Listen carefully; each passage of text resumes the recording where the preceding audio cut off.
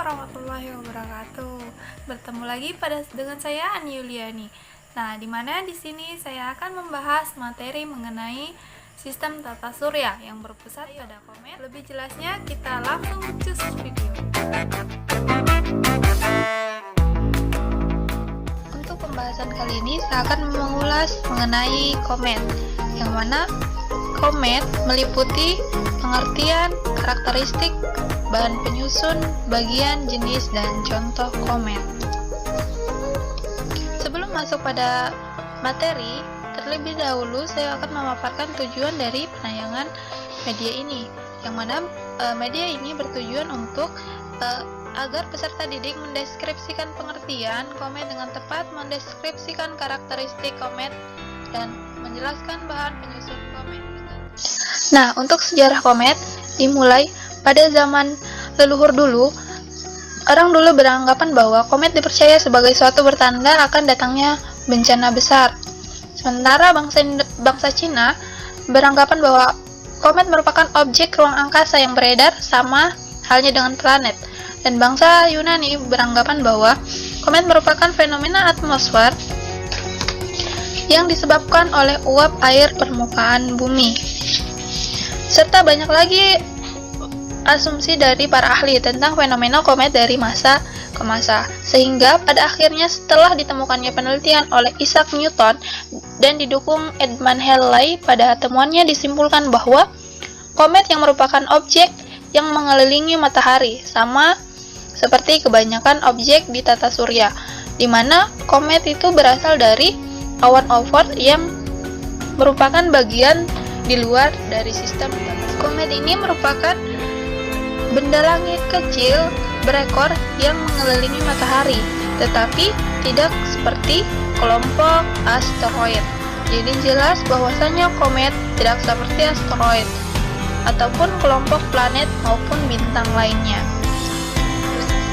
Komet tersusun dari debu dan partikel batu yang bercampur dengan bola es, karbon dioksida, metana, dan amonia. Untuk karakteristik komet mencakup beberapa hal, yang mana komet adalah termasuk kelompok benda langit dengan diameter 8-25 km yang tidak termasuk ke dalam kelompok planet, bintang, dan asteroid. Yang kedua, komet terdiri dari debu dan gas. Jadi, komet itu terdiri dari partikel-partikel debu dan kumpulan-kumpulan gas. Komet memiliki 3 bagian utama, yaitu inti komet, ekor komet. Dan yang terakhir, komet mengitari matahari dalam waktu yang berbeda dan orbit komet yang berbentuk elips. Nah, untuk bagian-bagian komet itu secara rinci terbagi menjadi 5, yang mana inti, lapisan hidrogen, ekor, dan jet komet. Secara lebih rincinya, mari kita lihat bahwa inti komet merupakan bagian pusat komet yang berukuran kecil padat, yang mana tersusun atas debu dan gas. Inti komet ini merupakan bagian yang sangat stabil, sehingga sulit terjadi perubahan bentuk dalam waktu yang singkat.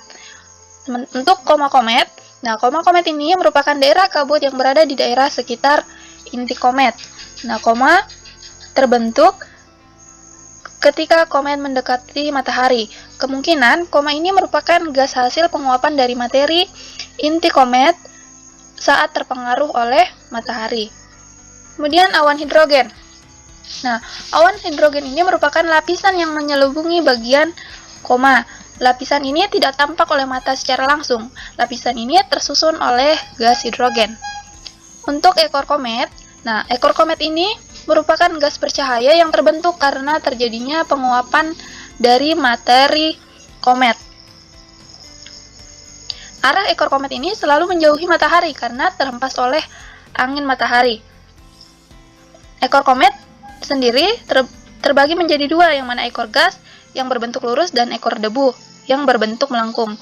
Panjang ekor komet ini mencapai 1-100 juta kilometer. Yang terakhir jet komet. Nah, yang mana pernah ditemukan bahwa karbon dioksida padat yang keluar dari inti komet inilah yang disebut jet. Gas baru yang keluar dari titik lemah permukaan inti akibat pemanasan yang tidak merata, aliran gas dan debu tersebut dapat menyebabkan perubahan bahkan pecahnya inti komet. Dan jenis-jenis komet. Jenis komet terbagi menjadi dua, yang mana berdasarkan bentuk dan panjang lintasan dan berdasarkan kemunculannya. Berdasarkan bentuk dan panjang lintasannya itu terbagi menjadi dua pula, yang mana komet berekor panjang dan komet berekor pendek. Komet berekor panjang yaitu garis lintasan yang jauh dan melalui daerah yang sangat dingin, sehingga memungkinkan dapat menyerap gas pada daerah yang dilaluinya. Ketika mendekati matahari, maka komet akan membentuk koma dan ekor yang sangat panjang.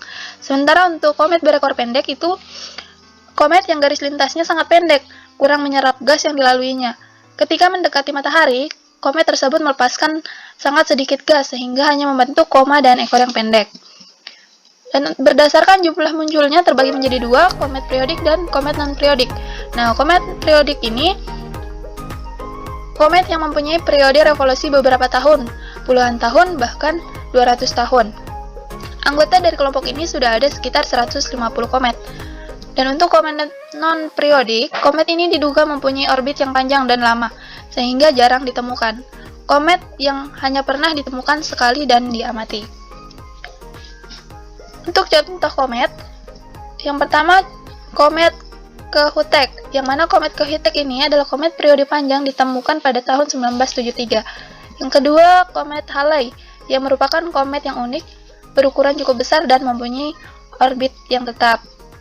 Nah, komet Hyakutake, yang mana muncul pada tahun 1996. Dan komet Hale-Bopp, yang mana komet ini muncul pada tahun 1997. Dan komet Ikayaseki, komet yang mana ditemukan pada bulan September 1965. Nama ini diangkat dari dua astronom Jepang yang menemukannya pada saat itu, yaitu Ikea dan T. Seki. Dan komet Showaker-Levy 9, yang mana komet ini hancur pada tahun 1994.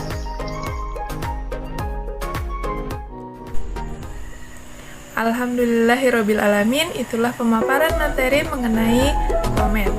Mungkin kiranya cukup sekian, semoga bermanfaat untuk kita semua. Akhirul kalam, wassalamualaikum warahmatullahi wabarakatuh.